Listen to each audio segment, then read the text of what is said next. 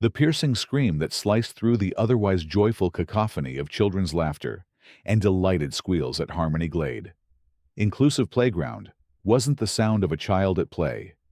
It was a raw, ragged cry of pure, unadulterated pain and terror, a sound that resonated deep within Amelia Hayes's maternal core, instantly transforming the bright sunny afternoon into a landscape of chilling dread.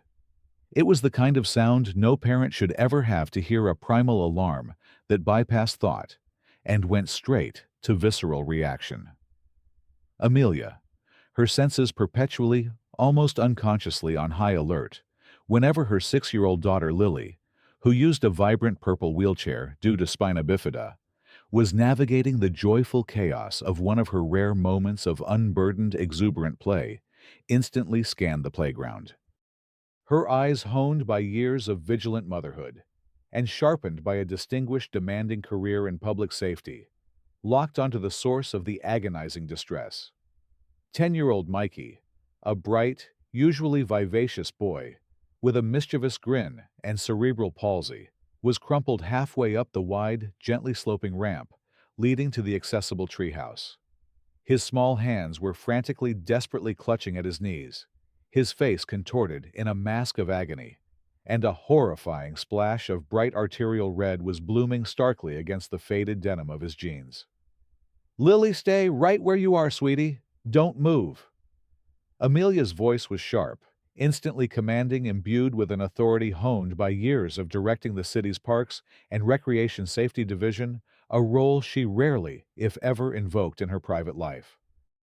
Without waiting for a response from Lily, who had frozen mid-giggle on the wheelchair-accessible merry-go-round, Amelia was already in motion, her comfortable sneakers pounding against the soft, forgiving, recycled rubber surfacing of the playground, her heart hammering a frantic rhythm against her ribs, with a primal, overwhelming surge of protective fury.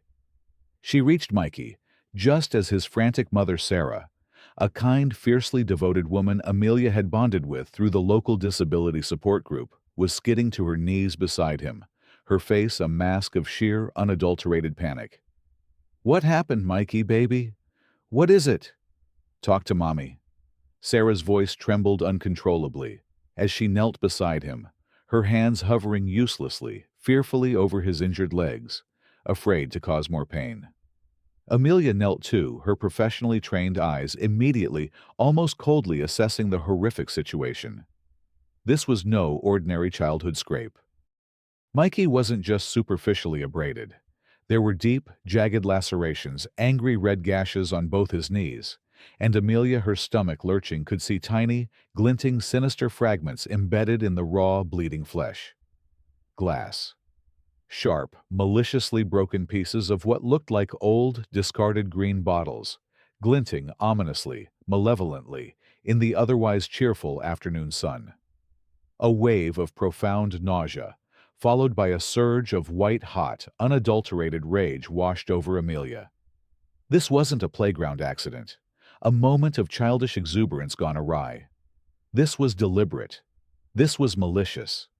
This was an act of calculated, despicable cruelty, specifically targeted at the most vulnerable, most innocent members of their community. Children with disabilities who deserved more than anyone a safe, joyful, accessible space to play, to experience the simple, unadulterated thrill of being a child, just like every other child. Her gaze, sharp and analytical, swept across the vibrant, colorful playground, her professional instincts kicking into overdrive, overriding the motherly panic that threatened to consume her. Harmony Glade. Inclusive playground had been Amelia's passion project, a deeply personal labor of love conceived and brought to fruition through years of tireless grant, writing relentless community advocacy, and navigating bureaucratic mazes during her tenure as Parks Safety Director. It was designed with meticulous care to be truly inclusive, a haven for children of all abilities, featuring wheelchair-accessible swings that soared, a multi-sensory garden that delighted, wide ramps leading to all play structures, and a soft, deep impact. Attenuating mulch, surfacing specifically chosen for its superior shock-absorbing properties and its ease of mobility for wheelchairs, walkers, and other assistive devices.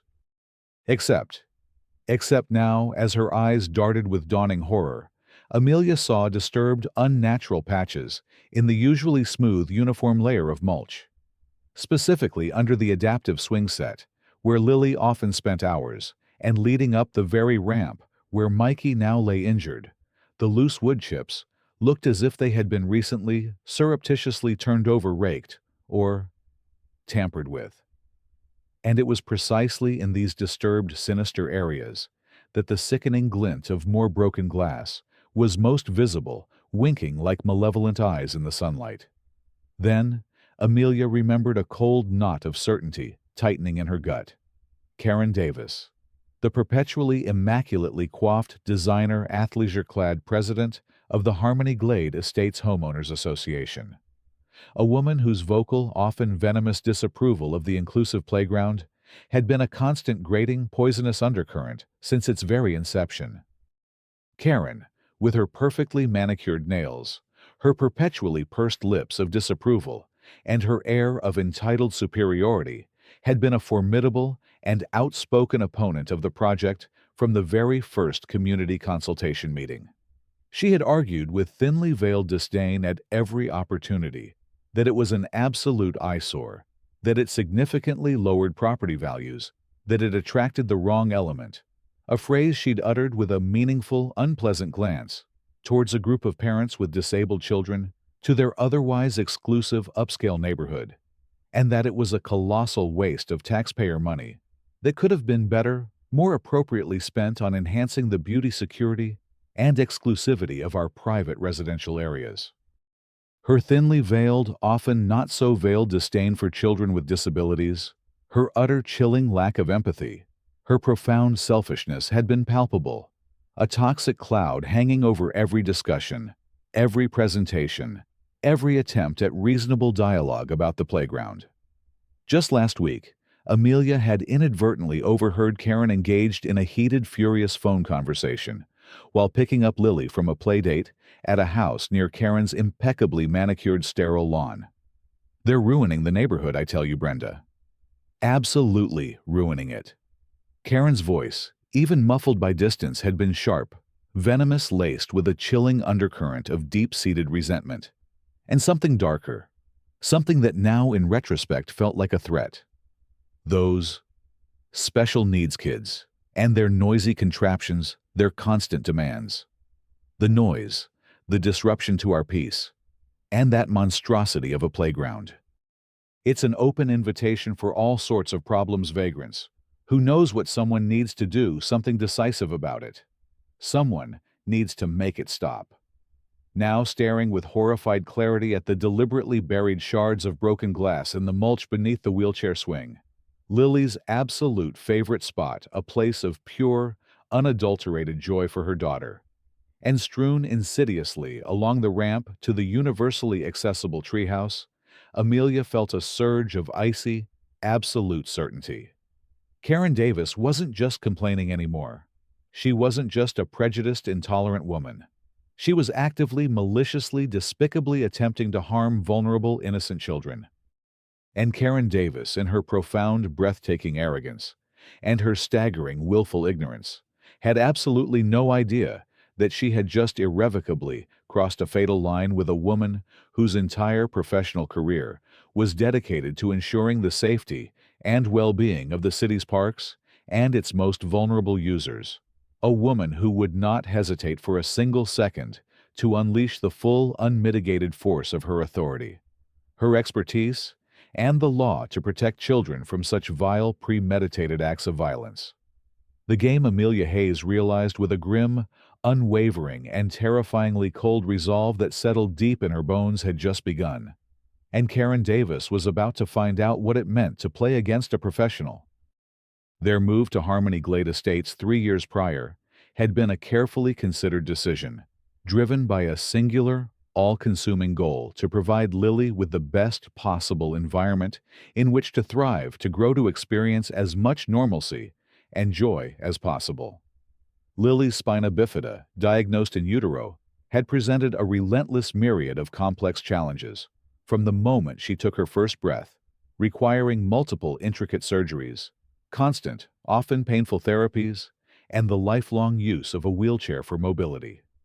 Amelia and her husband David, a kind, gentle, and unfailingly supportive architect, who worked primarily from his home office to be more available for Lily's demanding care schedule, had meticulously researched and chosen Harmony Glade for its reputation as a family-friendly, welcoming community, its relatively accessible infrastructure, and its crucial proximity to the specialized pediatric medical facilities Lily required.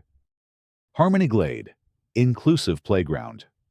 A project Amelia had personally championed and poured her heart and soul into in her capacity, as Park Safety Director, had been intended as the jewel in the community's crown.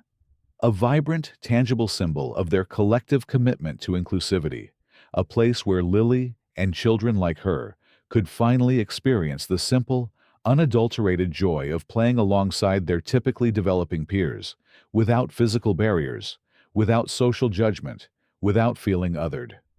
It was without doubt Amelia's most cherished and significant professional accomplishment, a living, breathing manifestation of her deep-seated, passionate belief that every single child, regardless of their physical or cognitive abilities, deserved the fundamental human right to experience the freedom, the joy, the growth, and the sheer, unbridled fun of play. This attack wasn't just on Mikey. It was an attack on everything Amelia stood for, everything she had worked for.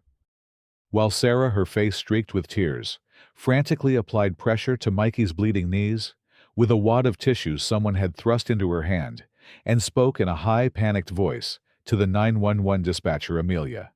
Her mind racing, her professional training asserting control over the chaos of emotion, carefully, methodically cordoned off the immediate area around the injured boy with brightly colored caution. "Do not enter" tape she always kept in her car's comprehensive emergency kit. She instructed several stunned, horrified parents, who had gathered nearby, their faces pale with shock, to keep the other children well away from the affected areas, and to visually scan their immediate surroundings for any other signs of glass or tampering. Her voice, though low, was calm, authoritative, instantly commanding respect and obedience. Several parents who had previously only known her as Lily's quiet, unassuming mother, a friendly but somewhat reserved presence at school events and park gatherings, looked at her with a newfound respect, a dawning awareness of the formidable quiet strength and competence that lay beneath her gentle, approachable demeanor. The paramedics arrived with commendable speed, their sirens wailing a mournful counterpoint to the children's now hushed play. Their expressions turned grim as they quickly, expertly assessed Mikey's injuries, the jagged, glass-studded wounds a brutal sight. He was carefully stabilized, his small face pale, and tear-streaked, his whimpers heartbreaking, and then gently transferred to a stretcher and rushed to the local children's hospital. Sarah, her hand clutching Amelia's, in a silent, desperate plea for support and reassurance, followed in the ambulance, her eyes wide with terror. "I'll call David to meet you there," Amelia promised, her voice firm. "And I'll find out who did this, Sarah. I swear to you." Amelia stayed behind the vibrant playground, now a stark, unsettling tableau of bright yellow caution tape, starkly contrasted against the cheerful colors of the play equipment, the joyful atmosphere irrevocably shattered, replaced by the grim, sickening reality of premeditated, targeted harm. She immediately began her own preliminary investigation, her years of training as the city's park safety director kicking into high gear. She took dozens of detailed photographs with her phone, the disturbed patches of mulch, the exact locations where the broken glass was most evident, close-ups of the glass shards themselves, and wider shots establishing the context. She meticulously, carefully collected samples of the larger glass fragments, using tweezers from her kit, placing them in separately labeled evidence bags. She then began to speak to every parent and older child who had been present at the playground when the incident occurred, her calm, empathetic, yet professional demeanor eliciting surprisingly detailed accounts of what they had seen, or hadn't seen, in the hours leading up to Mikey's injury. No one, unfortunately, had witnessed anyone actively tampering with the mulch. However, several parents, when pressed, recalled seeing Karen Davis observing the playground with a distinctly disapproving, almost malevolent expression on multiple occasions in the preceding days, sometimes lingering near the perimeter fence, just watching. One mother even remembered Karen making a snide comment about the inevitable accidents that would happen with those types of children using such complicated equipment. Her final act before the first police units arrived was to make a terse, urgent call to Mark Jenkins, her capable and trusted deputy director at the Parks and Recreation Department. "Mark," she said, her voice tight, with a barely suppressed controlled fury. "I'm at Harmony Glade Inclusive.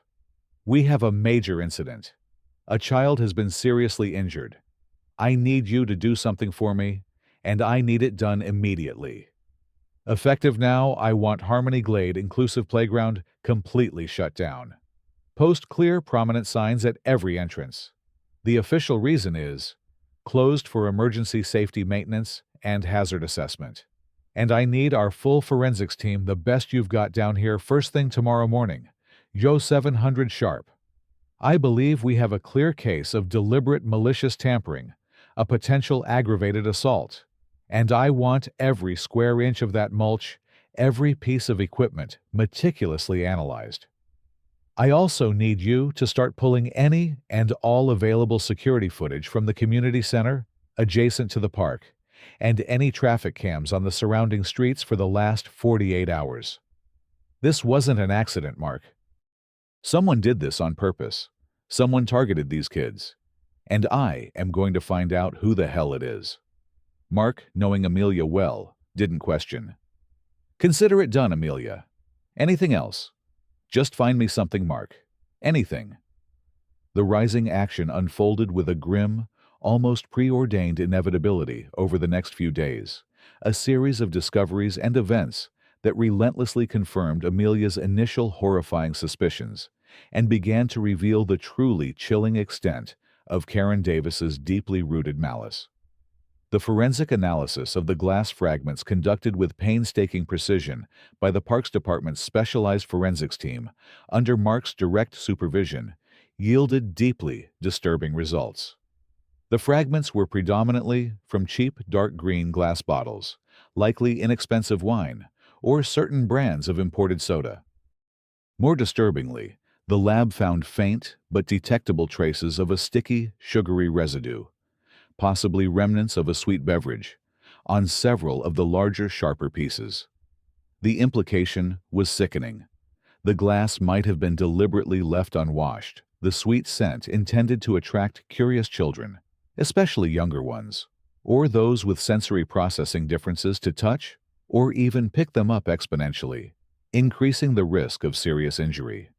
The meticulously sifted samples of disturbed mulch yielded even more damning evidence: numerous additional shards of broken glass, many almost razor-sharp, deliberately carefully buried just beneath the surface, concentrated with chilling precision in high-traffic areas, specifically designed for and heavily used by children with mobility aids. The base of the wheelchair ramp, the area around the accessible swing set, and near the transfer station for the slide. The pattern was unmistakable, undeniable. This was a calculated, methodical effort to create a hidden, treacherous, hazardous environment, specifically targeting the children who relied on the inclusive features of the playground. The comprehensive review of security camera footage from the Harmony Glade Estates Community Center, which was strategically located adjacent to the playground, yielded a crucial, though not yet definitive, piece of the unfolding puzzle. While there were frustratingly no cameras directly overlooking the playground itself, a budgetary oversight Karen Davis herself had vociferously argued against rectifying, citing privacy concerns for our residents. A wide-angle camera positioned near a rear service entrance to the community center, an entrance rarely used by residents, captured Karen Davis exiting the building late the previous evening, well after dark.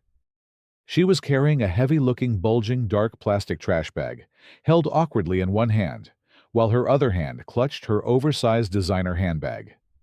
The timestamp on the footage placed her leaving the building at approximately 10:37 p.m., well within the probable time window when the glass was likely planted under the cover of darkness.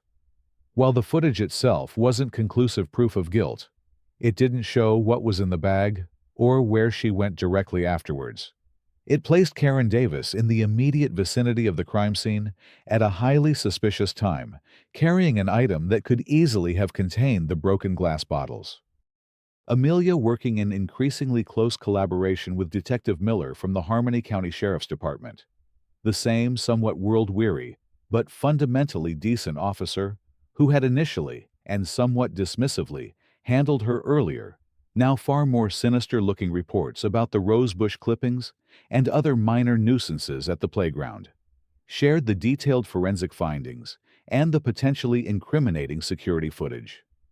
Detective Miller, who had initially been skeptical of Amelia's strong conviction about Karen Davis's involvement, his previous interactions with the HOA president having painted her as merely an overbearing officious but ultimately harmless community busybody, visibly paled as he meticulously reviewed the comprehensive evidence binder Amelia had compiled. The cold, hard facts of the deliberate placement of the glass, the specific targeting of disabled children, the sheer, calculated cruelty of it. These details seemed to finally penetrate his initial cynicism. He grimly agreed to open a formal, high-priority investigation into felony, aggravated assault, reckless endangerment, and potential hate crime charges. "I owe you an apology, Ms. Hayes," he said, his voice gruff. "I should have taken your earlier concerns more seriously. This woman, this is something else." Meanwhile, Amelia, leveraging her extensive network of contacts and her authority within the Parks and Recreation Department, discreetly but relentlessly launched her own parallel internal investigation, focusing on any possible institutional failures or oversights that might have contributed to the vulnerability of the playground. She tasked her most trusted maintenance crews with conducting a secondary, even more meticulous sweep of every inch of mulch and surfacing on the entirety of the Harmony Glade playground. This painstaking, laborious process yielded yet more broken glass, including tiny, almost invisible slivers, embedded cunningly in the soft rubber surfacing near the accessible swing pieces that could easily have worked their way into small hands or knees with repeated contact. It was terrifyingly clear that the perpetrator had been thorough, methodical, and had demonstrated a chillingly specific knowledge of how and where children with mobility challenges would interact with the equipment. The community reaction to the officially confirmed news of the deliberate sabotage, initially disseminated through a carefully worded joint statement from the Parks Department and the Sheriff's Office, was one of profound shock, widespread disbelief, and then a rapidly escalating groundswell of palpable outrage and fear. The Harmony Glade Estates Homeowners Association, under mounting unbearable pressure from residents and facing a relentless barrage of angry emails, furious phone calls, and threats of lawsuits, hastily convened an emergency town hall meeting. This meeting became the first major public confrontation. Karen Davis, looking pale but defiant, flanked by a visibly uncomfortable HOA board, took to the podium and attempted to downplay the incident, her voice dripping with false sympathy. "This is a terrible tragedy, of course," she began, "and my heart goes out to little Mikey and his family. However, we must not jump to conclusions. This was likely the work of outside vandals, perhaps teenagers from a less privileged area, who unfortunately sometimes target our beautiful community." Amelia, who had been sitting quietly in the front row with David and a group of other parents from the support group, including Sarah, whose face was tight with grief and anger, stood up.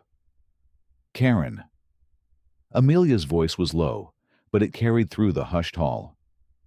"Are you suggesting that children from other neighborhoods are more likely to deliberately embed broken glass in a playground designed for disabled children?" Karen bristled. "I'm merely suggesting we explore all possibilities, Amelia. It's irresponsible to point fingers without proof." "We have evidence, Karen," Amelia stated, her voice hardening. The Parks Department forensics team has confirmed the glass was deliberately placed. We have security footage of you leaving the community center adjacent to the playground late at night, carrying a heavy trash bag the night before Mikey was injured. A gasp went through the room. Karen's face flushed. That is circumstantial and slanderous. I was disposing of refuse from a committee meeting. How dare you imply such a thing? What kind of refuse, Karen?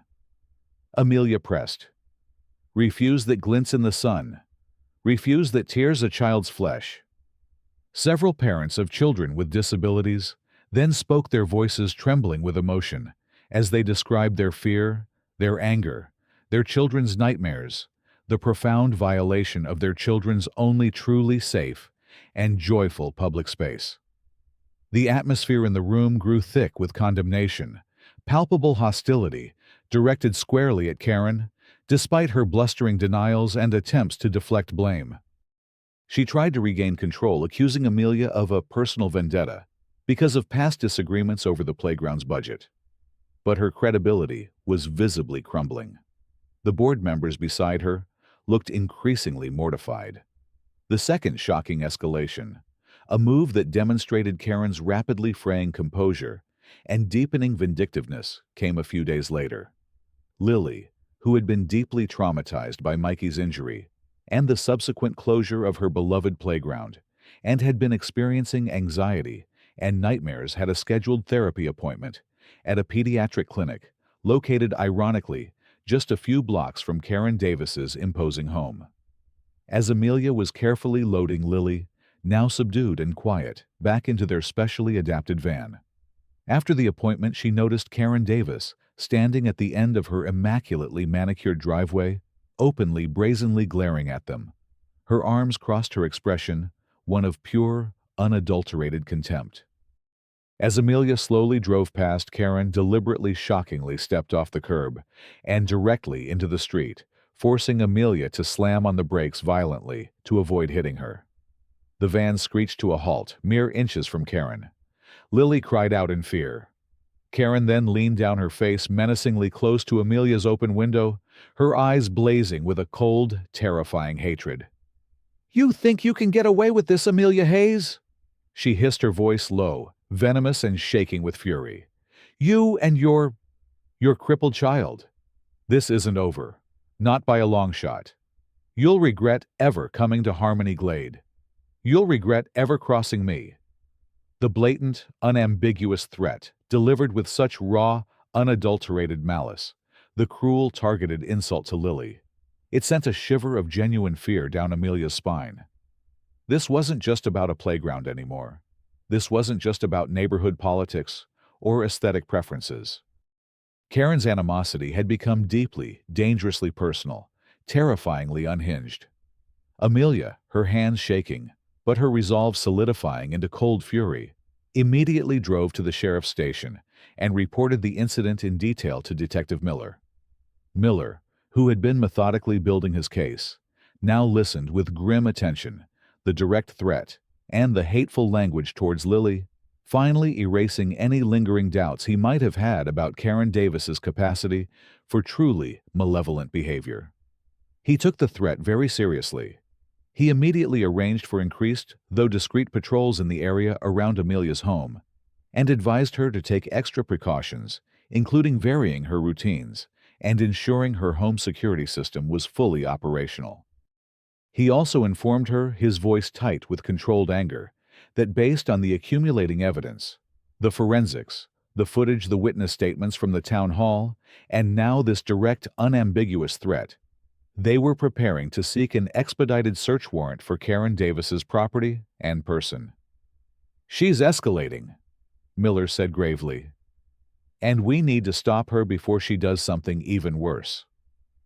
The midpoint twist, the revelation that would irrevocably alter the perception of Karen Davis from a vindictive neighborhood tyrant to something far more sinister, arrived not with a dramatic discovery during the execution of the search warrant, but through a late-night, bleary-eyed deep dive Amelia was conducting into Karen Davis's digital footprint and publicly available records. She wasn't even sure what she was looking for, perhaps evidence of financial impropriety within the HOA, anything to exert more pressure. While sifting through archived local news websites and old online forums, Amelia stumbled upon a brief, tragic news article from almost 15 years prior. It detailed a heartbreaking accident at a local elementary school playground in a neighboring, less affluent town. A young boy playing barefoot in a sandbox had stepped on a large, jagged piece of broken glass deliberately hidden beneath the sand. He had suffered a severe, deep laceration, which subsequently became dangerously infected, ultimately leading to complications that resulted in a permanent, life-altering disability, including a partial amputation of his foot. The article mentioned the community's profound outrage, the ultimately unsuccessful police investigation that had grown cold, and the lingering bitter sense of injustice. And then, Amelia's blood ran cold as she scrolled down to the comments section of the online version of the archived article. There, amidst the expressions of sympathy and anger, was a series of shockingly callous, angry, vitriolic posts. These posts didn't blame the perpetrator. They blamed the school administration for inadequate supervision, the negligent parents for allowing their child to play barefoot, and most chillingly, those careless, clumsy children who can't watch where they're going and are always causing trouble. The posts were all under a distinctive, slightly unusual username, K. Davis, Civic Pride 72. It was an old online alias that Amelia recognized with a jolt of horrified certainty. She had seen it before briefly, on some obscure local planning board forum archives from years ago, linked to comments opposing public park funding. Comments that bore Karen Davis's unmistakable tone of entitled arrogance. The chilling, sickening implication was undeniable, terrifying. This wasn't Karen Davis's first encounter with the concept of deliberately sabotaging a children's playground. This wasn't a spontaneous act of rage, or a recent escalation driven solely by her dislike of the Harmony Glade inclusive playground. This was potentially a deeply ingrained pattern of behavior, a horrifying, long-held, twisted resentment towards children, particularly those perceived as vulnerable, different, or somehow undeserving of public resources, and a disturbing potential history of resorting to dangerous, harmful criminal acts to express that deep-seated resentment. The incident at Harmony Glade wasn't just a heinous crime. It was a chilling, terrifying echo of a past tragedy, suggesting a deeply disturbed, calculating, and profoundly dangerous individual lurking beneath the veneer of the meticulously put-together HOA president. Amelia felt a wave of profound sickness wash over her. The "someone needs to do something about it" comment she'd overheard now sounded infinitely more sinister. Armed with this disturbing, potentially game-changing new information, Amelia immediately contacted Detective Miller, regardless of the late hour. The discovery of Karen's potential connection, however circumstantial at this stage, to a similar, albeit unsolved incident, years prior added a significant ominous layer of gravity to the current investigation. It suggested a motive that went far beyond mere NIMBYism or garden-variety prejudice, hinting at a darker, more pathological compulsion. Detective Miller, visibly shaken by this new revelation, now fully convinced that they were dealing not just with a malicious individual, but a potentially serial offender, with a deeply disturbing, long-standing pattern of behavior, immediately expedited the process of obtaining the search warrant for Karen Davis's home and any associated properties or storage units. "We're not waiting until morning," he told Amelia, his voice grim. "We're going in tonight." The climax unfolded not at another fraught community meeting, but in the tense-charged pre-dawn hours, as a tactical team of sheriff's deputies, accompanied by a grim-faced Detective Miller Amelia, present in an official advisory capacity for the Parks Department, her presence deemed crucial for identifying potential evidence related to park infrastructure, and her most senior Parks Department forensics team leader executed the no-knock search warrant on Karen Davis's meticulously kept, imposing two-story home. The air was thick with unspoken tension, anticipation, and a sense of grim, unavoidable purpose. Karen, rudely rousted from her sleep by the lawful but forceful entry appeared at the top of her grand sweeping staircase, her usually perfect blonde coiffure, now disheveled and flattened on one side. Her expensive designer silk pajamas, askew her face a mask of incandescent fury and utter disbelief. "What in God's name is the meaning of this outrage?" She shrieked, her voice shrill, echoing through the opulent marble-floored foyer. "How dare you barge into my private home like this? I am Karen Davis. I demand to know what is happening this instant. I will have all your badges." Detective Miller holding the search warrant aloft like a shield. His voice calm, steady, and utterly devoid of intimidation, stated clearly, "Ms. Karen Davis, we have a legally executed warrant to search your property in connection with the ongoing investigation into multiple incidents of aggravated assault, reckless endangerment, and malicious vandalism causing grievous bodily harm at the Harmony Glade Inclusive Playground. You have the right to remain silent." Karen scoffed, her face contorted with rage. "This is harassment. This is because of that vindictive Amelia Hayes and her defective child. She's poisoned all of you against me. I have done nothing wrong. You will find nothing." She made a move as if to descend the stairs and physically block their path, but two uniformed deputies moved smoothly to intercept her, their presence imposing. "You will remain here, Ms. Davis, while we conduct our search," one said firmly. The systematic search of Karen's home yielded a horrifying, damning trove of irrefutable evidence.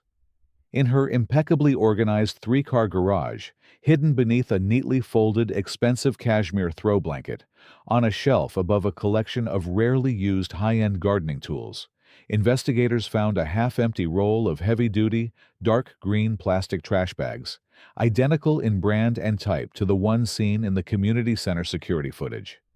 Inside one of the remaining bags on the roll, along with other innocuous household waste, were clear remnants of shattered green glass bottles, distinctively matching the type and color of the glass, found embedded in Mikey's knees and scattered throughout the playground. In a locked cedar-lined storage closet in the meticulously finished basement, a space that smelled faintly of mothballs and resentment, detectives discovered a series of neatly organized scrapbooks. These weren't filled with cherished family memories. They were filled with meticulously collected yellowing news clippings from various local and national newspapers, all detailing playground accidents, injuries involving children, and controversies surrounding public park funding. Amelia's heart pounded as she saw among them the 15-year-old article about the elementary school sandbox incident she had unearthed online. It was carefully pasted onto a page highlighted in several places with a pink marker and disturbingly annotated in Karen's distinctive spidery elegant handwriting, with comments like, "parental negligence," and "serves them right for not watching." There were also several deeply disturbing handwritten journal entries tucked between the pages of the scrapbooks, expressing Karen's bitter, venomous resentment towards noisy, disruptive children, her profound disgust at the special treatment and excessive resources afforded to children with disabilities, whom she referred to with a chillingly derogatory term, and her deeply entrenched belief that public spaces, especially in respectable neighborhoods like Harmony Glade, should be reserved primarily for responsible, law-abiding, able-bodied adults who contribute to society. One particularly chilling, lengthy entry detailed her utter revulsion at the very concept of the inclusive playground, calling it an eyesore and a monument to wasted resources and misplaced sentimentality, and lamenting how it was destroying the tranquility and exclusivity of our community. The most damning discovery, however, the evidence that would seal Karen Davis's fate, was found in her meticulously organized, expensively furnished home office. Tucked away in a locked hidden compartment within her antique mahogany desk, a compartment Amelia's trained eye spotted due to a slight misalignment in the wood grain, investigators found a small, leather-bound notebook. Inside, in Karen's neat, precise script, were handwritten notes detailing specific locations on the Harmony Glade Inclusive Playground. Beneath wheelchair swing set, a long accessible ramp to treehouse, particularly at transfer points, near sensory garden entrance. Accompanying these notes were crude hand-drawn diagrams of the playground layout, with certain areas circled in red ink and chillingly notated with phrases like maximum impact zones for tripping, falling, and high concentration of targets here. There was even a recent shopping list dated just 2 days before Mikey's injury that included items like cheap green glass wine, 3 bottles heavy-duty garden gloves disposable, and dark plastic contractor bags. The evidence was irrefutable, overwhelming, and utterly horrifying. Karen Davis had not only deliberately maliciously planted broken glass on the playground, but she had meticulously coldly planned the attack, specifically targeting areas most frequented by children with disabilities, demonstrating a chilling level of premeditation, a profound depth of malice, and a complete and utter lack of human empathy. Another small folded piece of paper fell out of the notebook. It was a list of names of children who regularly used the playground, Lily's and Mikey's names prominent among them, with derogatory notes scrawled beside each. As the damning evidence was being carefully collected, bagged, and tagged by the forensics team, Amelia watched Karen Davis. She had been formally placed under arrest by Detective Miller and was now sitting pale, disheveled, and visibly trembling on an antique velvet settee in her opulent living room. Her initial fury and bluster had completely evaporated, replaced by a look of dawning, horrified realization of the inescapable gravity of her actions, the irrefutable proof of her monstrous deeds. When Detective Miller, his voice devoid of any emotion, read her Miranda rights, Karen remained utterly silent, her eyes wide and vacant, fixed on some unseen point in the distance. The carefully constructed, socially acceptable facade of the composed, civic-minded, influential HOA president had finally, irrevocably, completely shattered, revealing the cold, bitter, hateful, and deeply disturbed individual who had lurked beneath all along. The reign of the Harmony Glade playground saboteur was decisively, ignominiously over. The falling action unfolded swiftly and with a profound, almost palpable sense of collective relief, mixed with lingering shock and disgust within the Harmony Glade Estates community. The news of Karen Davis's arrest, followed by leaks of the overwhelming, horrifying evidence against her, particularly the details of her meticulous planning and the scrapbook revealing a potential pattern of behavior, sent new shockwaves of disbelief and revulsion through the neighborhood. This was followed by a wave of righteous anger, but also significantly a renewed, strengthened sense of solidarity among many residents, particularly the parents of children, both with and without disabilities, who frequented the playground. Karen Davis's trial was a somber, highly publicized affair, the courtroom packed daily with concerned community members, disability advocates, and media. The prosecution, led by a steely-eyed assistant district attorney, presented a compelling, airtight case, meticulously laying out the forensic evidence, the security footage, the deeply disturbing journal entries, the scrapbook of horrors, and the chillingly detailed plans found in Karen's home office. Amelia Hayes testified with quiet, dignified strength, recounting her observations at the playground, the escalating harassment, and the terrifying direct threat Karen had made against her and Lily.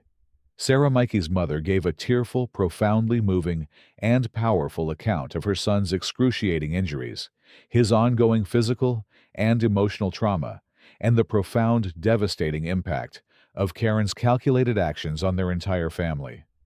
Mikey himself, in a pre-recorded interview played for the jury, bravely described what happened, his childish innocence, a stark contrast to the adult malice that had harmed him. The defense, faced with an insurmountable mountain of evidence, offered a weak, desperate, and ultimately unconvincing argument of a temporary psychotic break brought on by community stress, an argument that was swiftly and decisively rejected by the jury after less than 2 hours of deliberation. Karen Davis was found guilty on all charges, including multiple counts of felony aggravated assault, criminal endangerment, and significantly, The newly legislated state charge of premeditated assault on disabled minors with hate crime enhancements, a charge that Amelia, working with state disability rights advocacy groups, had quietly but effectively lobbied for in the wake of the incident. The sentencing hearing was emotionally charged raw. The judge, a veteran jurist, known for her stern demeanor but fair judgments, was visibly moved and angered by the testimony and the overwhelming evidence of Karen's calculated cruelty. Before pronouncing sentence, she delivered a stern, unequivocal condemnation of Karen's despicable, cowardly, and profoundly evil acts, emphasizing the particularly egregious and morally reprehensible nature of deliberately targeting vulnerable children with disabilities in a space specifically designed to be their sanctuary. Karen Davis, showing no remorse, only a sullen bitterness, was sentenced to the maximum allowable term in state prison. Her reputation, her social standing, and her carefully curated life within the community utterly, irrevocably destroyed. The Harmony Glade Estates Homeowners Association, in a special emergency session, immediately and unanimously voted to remove her from her position as president in absentia and initiated aggressive legal proceedings to recover any community funds that might have been misappropriated or misused during her long autocratic tenure. They also began the difficult process of electing new leadership, with many residents previously apathetic to HOA politics now stepping forward, determined to ensure such an abuse of power could never happen again. Harmony Glade, inclusive playground, after a thorough top-to-bottom meticulous cleaning replacement of all mulch, with a new, even safer poured rubber surface, and a comprehensive safety inspection and recertification overseen personally by Amelia and her most trusted team members, was eventually reopened. The reopening was marked not with a loud, boisterous party, but with a quiet, heartfelt community, gathering a dedication ceremony focused on healing resilience and renewed commitment. Mikey, though, still bearing the physical scars of his injuries and undergoing ongoing therapy for PTSD, was the guest of honor, his beaming, triumphant smile, as he cut the ribbon, a testament to his incredible courage and resilience. Lily, her eyes sparkling with a joy Amelia hadn't seen in weeks, was the first child to once again soar on the wheelchair-accessible swing. The atmosphere was one of quiet unity, somber reflection, and a renewed shared commitment to fostering true inclusivity and vigilance. The long, dark shadow of Karen Davis's malice finally painstakingly beginning to lift. Amelia Hayes, though deeply shaken and emotionally scarred by the events, found a renewed, even fiercer sense of purpose in her work and her advocacy. The fight to bring Karen Davis to justice had been exhausting, but it had also solidified her resolve. She became an even more vocal, more prominent national advocate for the creation and protection of inclusive playgrounds, for strengthening laws to protect vulnerable individuals from targeted acts of violence and hate, and for promoting empathy and understanding within communities. The incident at Harmony Glade served as a stark, painful reminder of the constant, critical importance of vigilance, the fragility of safety, and the unwavering, often difficult commitment required to create and maintain safe, welcoming, truly inclusive communities for everyone. The resolution was not simply the punishment of a profoundly disturbed wrongdoer, nor was it a fairy tale ending where the community instantly transformed into a utopia of perfect harmony. The healing of Harmony Glade Estates was a slow, ongoing process, marked by difficult conversations, lingering anxieties for some, and the hard work of rebuilding trust, not just in public spaces, but amongst neighbors. Karen Davis's hateful act, however, had inadvertently served as a harsh catalyst, stripping away complacency and forcing the residents to confront uncomfortable truths about prejudice and indifference within their own midst. It brought many of them closer together, forging new alliances and a shared, hard-won commitment to actively protect their most vulnerable members and to champion the values of kindness and acceptance. And for Amelia Hayes, watching Lily play freely, laughingly, and joyfully on the reopened, redesigned playground, surrounded by a community that, while imperfect, had ultimately rallied together in the face of profound hate. There was a deep, profound sense of weary peace, a quiet, unwavering belief in the persistent, enduring power of compassion, courage, and relentless justice to ultimately painstakingly triumph over malice and prejudice. The playground, once a horrifying target of calculated hatred, had become something more, a true living symbol of resilience, a testament to a community's capacity for change, and a promise of a safer, more inclusive future, built one hard-fought victory, one mended heart at a time. The harmony wasn't perfect, but it was real, and it was worth fighting for.